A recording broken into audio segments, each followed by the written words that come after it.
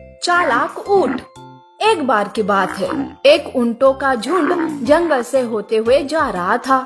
जंगल बहुत ही मनमोहक था, जिसे देखकर एक ऊँटनी का बच्चा सोनू अपनी माँ से कहता है, माँ, ये जंगल कितना अच्छा और सुंदर है। हम जहाँ रहते हैं वहाँ तो सिर्फ रेत ही रेत है। माँ, मेरा बहुत मन कर रहा है, क्या हम यहाँ थोड़ी देर रुक सकते हैं? बेटा, जितना सुंदर ये जंगल है ना, उतने ही इसमें खतरनाक जानवर है। हमारे लिए तो रेत ही सुरक्षित है। बेटा, ऐसे हमें किसी मोह माया में नहीं फंसना चाहिए और हमारा अपने झुंड के साथ रहना ही उचित है। पर माँ, पर नहीं और कुछ नहीं। सुना है इस जंगल का राजा बाघ है और वो बहुत ही खूंखार है। अब तू चुपचाप मेरे साथ चल। माँ सोनू को प्यार से और डांट कर चुप कराती है, पर सोनू के मन में तो जंगल की ही बात चल रही थी। चलते चलते सारे ऊंट थक जाते हैं, इसीलिए वो सारे एक जगह पर आराम करने के लिए रुक जाते हैं। ऊँटनी थक के मारे सो जाती है। तब सोनू अपने मन में सोचता है, जब तक सब सोए हैं तब तक मैं जंगल घूम कर आता हूँ। अच्छा हुआ कि माँ भी सो रही है, नहीं तो वो मुझे कभी नहीं जाने देती जंगल देखने। माँ, मेरी प्यारी माँ, मैं जल्दी ही वापस आऊंगा, गुस्सा मत करना।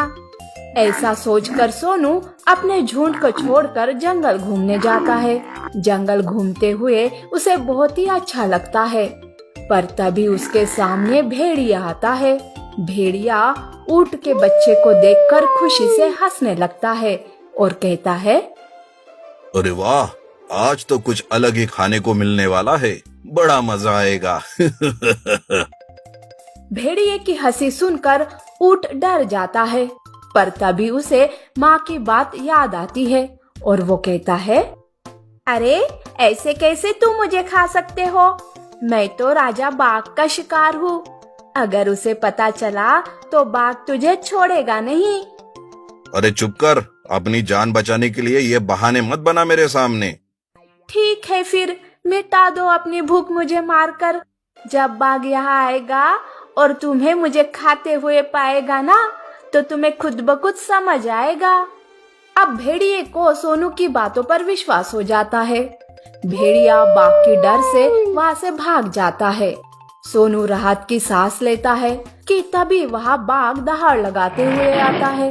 बाघ की आवाज सुनकर सोनू मन में सोचता है, बाप रे, बाघ का नाम लिया और शैतान हाजिर भी हुआ।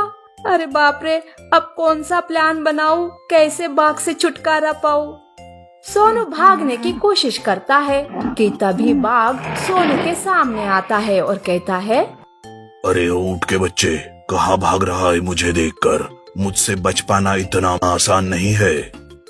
नहीं, मैं कहीं नहीं भाग रहा हूँ, मैं तो बाघिन की राह देख रहा हूँ।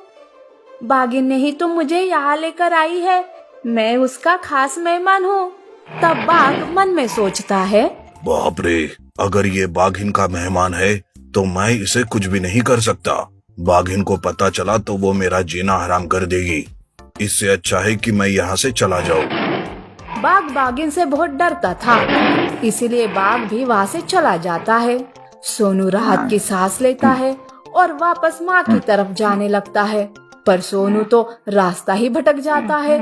जो सोनू जंगली जानवरों से नहीं डरा था, वो अब माँ से बिछड़ने से रोने लगता है। उधर सोनू को न पाकर ऊँटनी चिंतित हो जाती है। अरे मैंने सोनू को कितना समझाया, पर ये मेरी बात कहाँ मानता है। अब मैं इसे कहाँ ढूंढूं? कहीं जंगली जानवरों ने मेरे बेटे सोनू के साथ कुछ किया तो नहीं होगा ना? तभी झुंड का एक ऊंट कहता है, ऊँटनी, तुम जाकर बच्चे को ढूंढ कर लेकर आओ, तब तक हम यही तुम्हारी राह देखते हैं। सबके सब चले गए तो हम सब इस घने जंगल में भटक सकते हैं, और चिंता मत कर, बच्चा ठीक ही होगा। ऊँटनी बेटे को जंगल में ढूंढने लगती है।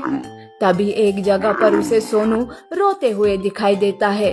ऊँटनी सोनू के पास जाकर कहती है, बेटा सोनू, बेटा सोनू, तुम ठीक तो हो ना? तब सोनू माँ को देखकर खुश हो जाता है। अपने आंसू पोंछकर अपनी माँ को सारी बात बता देता है। तब माँ कहती है, अरे वाह, आज तो तुमने बड़े ही बहादुरी का काम किया और तुम्हें अच्छा सबक भी मिल गया कि कभी अपने झुंड से अलग नहीं होना चाहिए। बेटा, आगे से ये बात ध्यान में रखना, समझे ना? माँ सोनू को लेकर अपने झुंड में चली जाती है। सारे सोनू को सही सलामत देखकर खुश हो जाते हैं और अपना आगे का सफर शुरू करते हैं। नीति: दिमाग से काम किए तो हम बड़ी मुसीबत